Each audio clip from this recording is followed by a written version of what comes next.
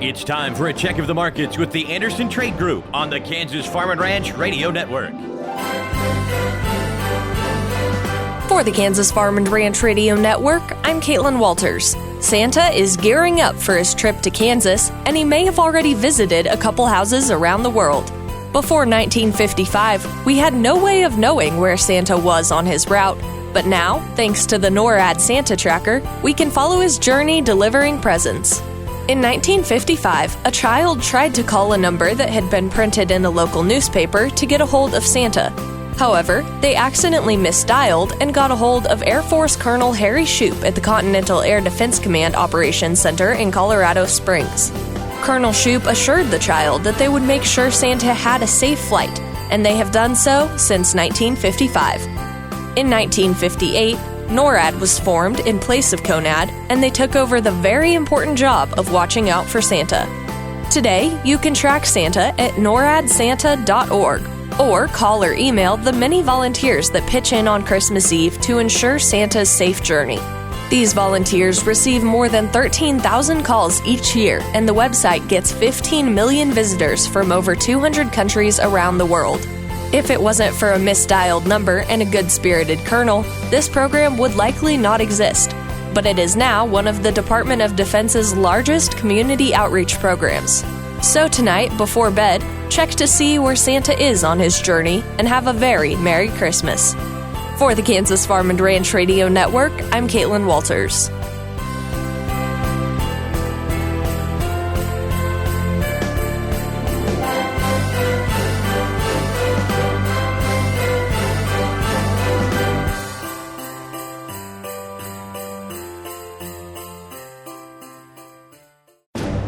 It's time for a check of the markets with the Anderson Trade Group on the Kansas Farm and Ranch Radio Network.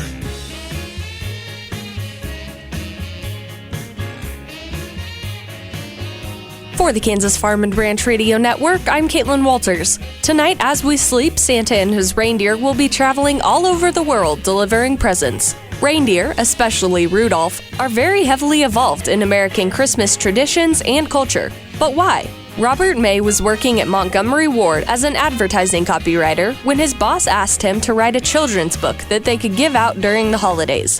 Robert took his daughter to the zoo to decide what animal to write about, and when he saw how much she loved the deer, he knew it had to be a reindeer.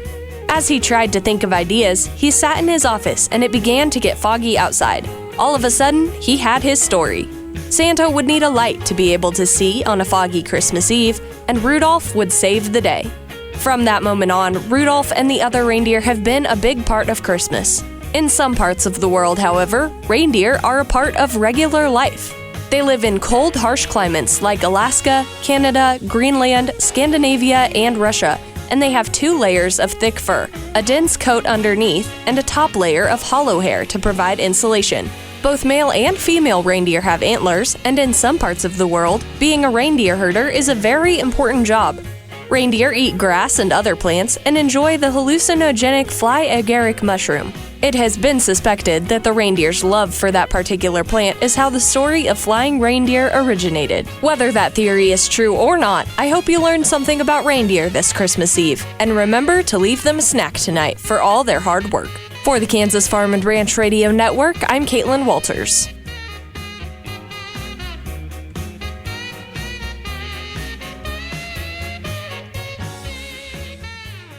It's time for a check of the markets with the Anderson Trade Group on the Kansas Farm and Ranch Radio Network. Good morning. Markets are closed today for Christmas, and the story I have for you this morning is a truly heartwarming one.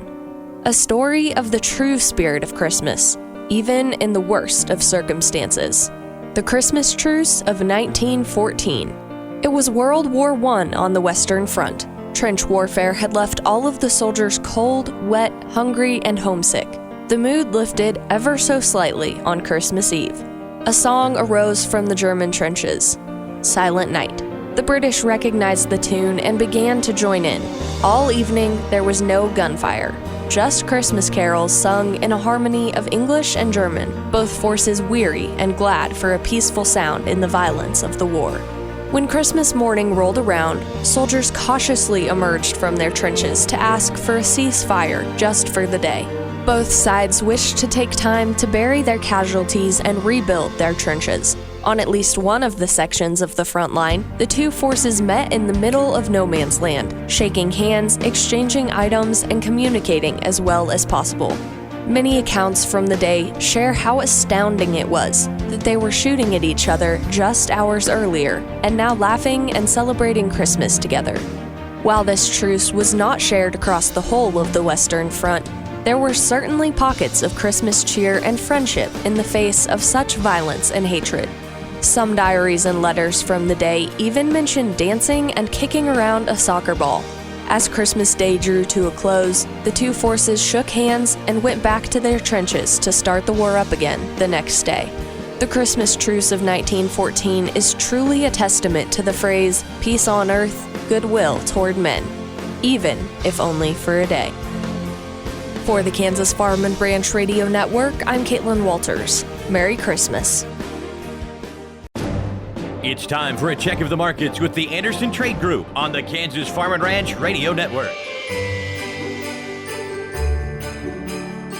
For the Kansas Farm and Ranch Radio Network, I'm Caitlin Walters. Christmas trees are one of the most recognizable marks of the holiday season, but there was a time when cutting down a tree for decoration, specifically in the White House, was facing opposition due to environmental concerns. President Theodore Roosevelt was known for his love of conservation and the environment, and throughout his presidency established approximately 230 million acres of public lands, including 150 national forests, 55 federal bird reservations and game preserves, and 5 national parks. Many people at the time believed that cutting down trees for Christmas was destructive and that it was hurting the forests. Roosevelt's sons Archie and Quentin, however, could not help themselves and cut down their own small tree from the edge of the White House lawn.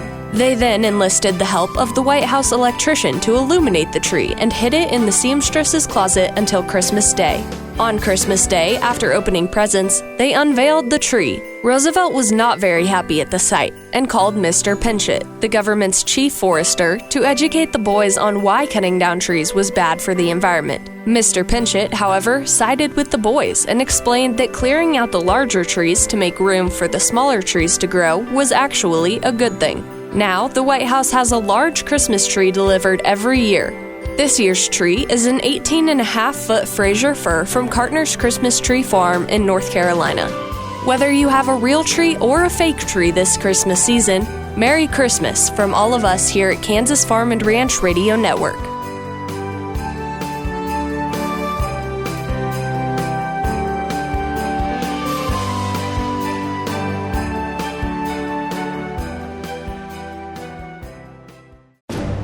It's time for a check of the markets with the Anderson Trade Group on the Kansas Farm and Ranch Radio Network.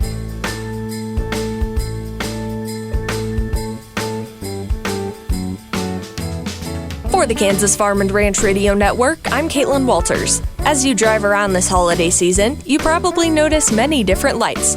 Lights on houses, Christmas trees, or even a festive light display set up in a park.